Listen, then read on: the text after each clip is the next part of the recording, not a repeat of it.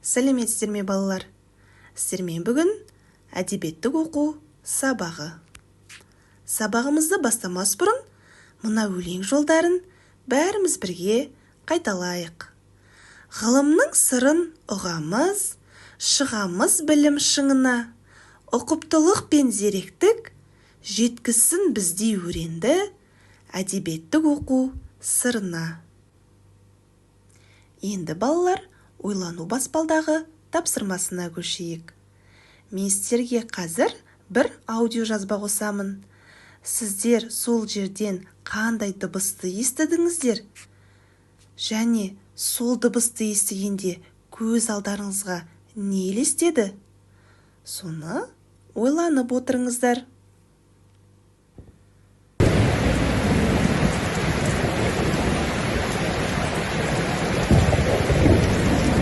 Жақсы балалар, сіздер қандай дыбысты естідіңіздер? Дұрыс айтасыздар, жаңбырдың дыбысын естідіңіздер. Жаңбырдың дыбысын естіген кезде көз алдарыңызға не елестеді? Өте жақсы. Жаңбырдың жауғаны, найзағайдың жарқылдауы, күннің бұлттануы деген сияқты құбылыстар көз алдарыңызға елестеді. Сонымен біздің бүгінгі тақырыбымыз жаңбырдың пайдасы. Мақсатымыз сөйлеу барысында мақал-мәтелдерді қолданып, шығарманың тақырыбын және негізгі ойды білдіріп тұрған сөйлемді анықтауға дағдылану, білуге, жаңаны тануға құштар болу. Жаңа сіздермен бүгінгі сабақтың тақырыбын анықтап алдық. Енді оқитын шығармамыздың тақырыбын анықтау үшін сіздермен қазір пазл құрастырамыз.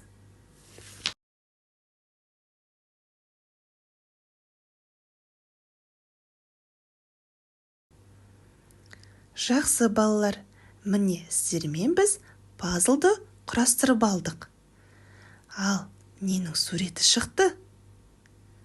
Өте жақсы, жаңбырдың суреті шықты. Яғни сіздермен біз бүгінгі оқитын шығармамыздың тақырыбы Жәнібек Карбозиннің мысалы «Ақ жаңбыр». Мысалымызды оқымас бұрын Жәнібек Карбозинның өмір баянымен танысып алайық. Мен Жәнібек Карбозин 1933 жылы 15 мамыр күні Алматы облысы Жамбыл ауданы Дегерес ауылында дүниеге келгенмін. Менің балаларға арналған бәйшешек, менің шеберханам, сықырық, біздің бекен қайда екен, біздің ауыл балалар сияқты өлең жинақтарым бар. Жақсы балалар, біз сіздермен Жәнібек Карбозинның қай жерде дүниеге келгенін және де қандай шығармалары бар екендігін туралы танысып алдық. Енді сіздермен «Ақ жаңбыр» мысалын оқуды бастайық. Ақ жаңбыр бір тамбайды, бір басталса, тәулік бойы тынбайды. Үнсіз тұрып, төге береді, төге береді. Мұны көрген өткінші жаңбыр ақ жаңбырға жалқау жаңбыр деп ат тақты. Бұл не? Деді ол. Болбырап, ыбылжисың да тұрасың. Ішіңде пыспайды екен. Жаусаң, астан кестені шығару керек қой. Міне, былай деді де, сатырлатып құя жөнелді.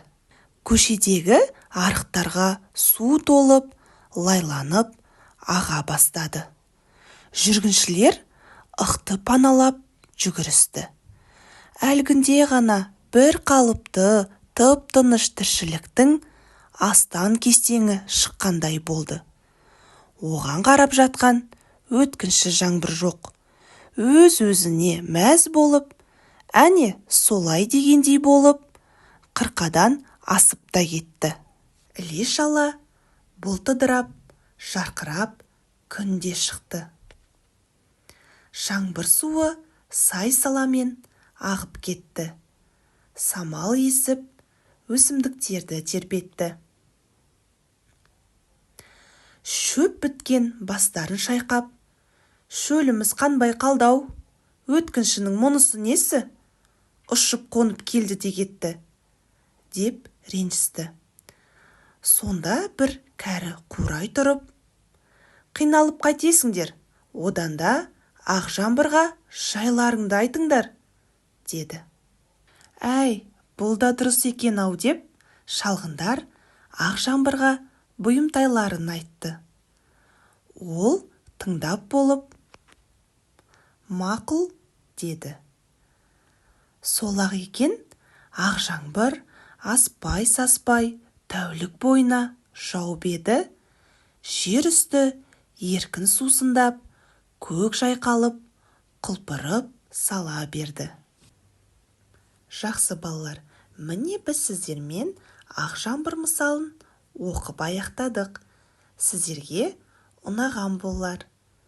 Енді осы оқыған мысал бойынша әлеуметтік желі хаттарына жауап берейік. Бізде бірінші Instagram желісі. Мәтіннің басты кейіпкерлері кімдер? Мәтіннің басты кейіпкерлері өткінші жаңбыр мен ақ жаңбыр. Өте жақсы. Келесі Telegram желісі.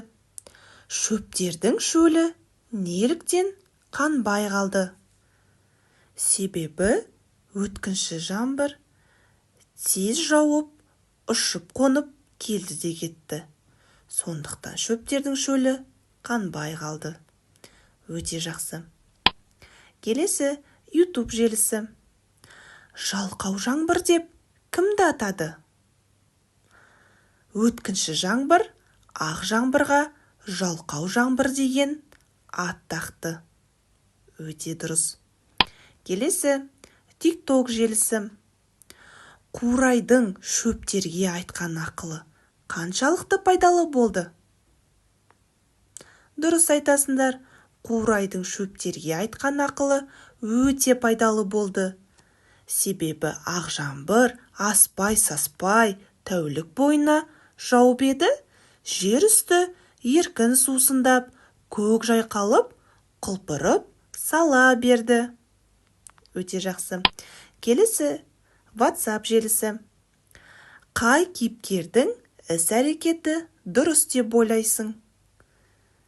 Дұрыс айтасыңдар. Бұл жерде бізде ақ жаңбырдың іс-әрекеті өте дұрыс.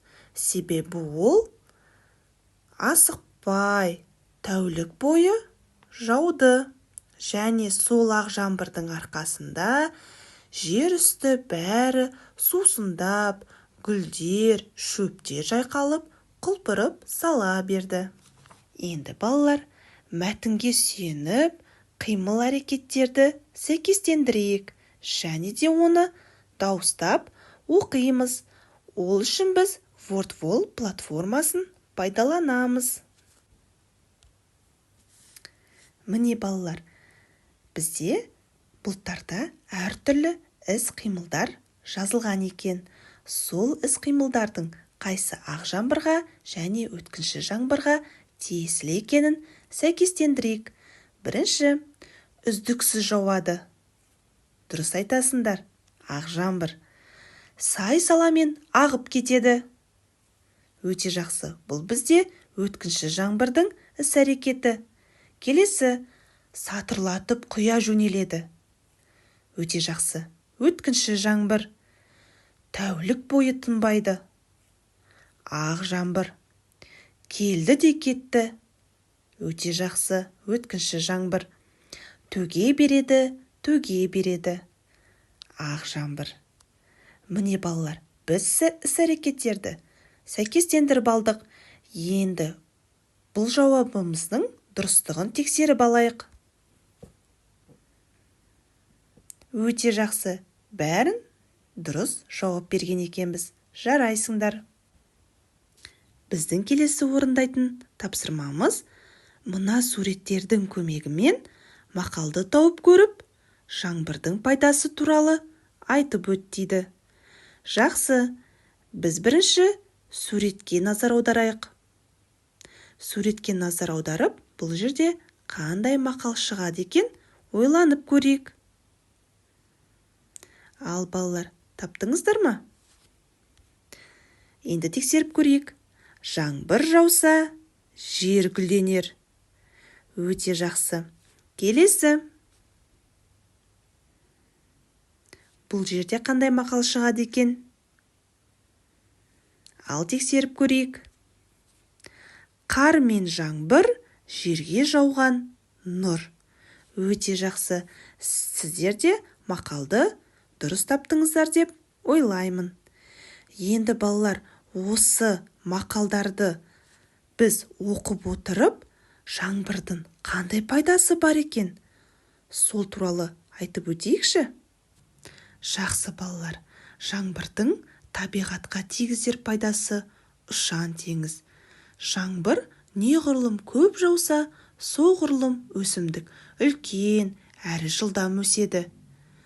Сонымен қатар шөптер қурап кетпейді, яғни 4 түлік малға жем шөп мол болады.